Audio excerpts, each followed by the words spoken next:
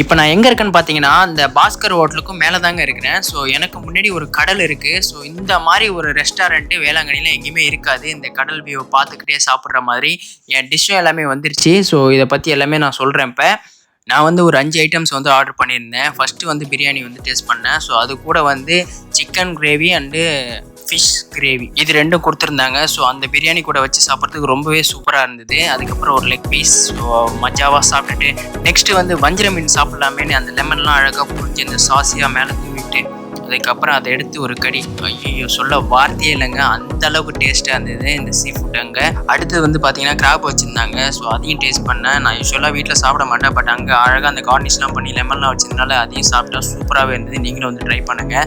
மெயினாக வந்தீங்கன்னா அந்த ஃப்ளை ஆகிற பரோட்டா இருக்குது இல்லைங்களா, ஸோ அதை பார்க்குறதுக்குன்னே நிறைய பேர் வருவாங்க. ஸோ நான் மெயினாக போனது வந்து அதை பார்க்குறதுக்கு தான். என்னடா பரோட்டா பறக்குமா அப்படின்னு சொல்லிட்டு ஒரு ஆர்வமாக போயிருந்தேன். அதேமாரியே பறந்துச்சு. ஸோ நீங்களும் போய் பாருங்கள். See you on the next video guys.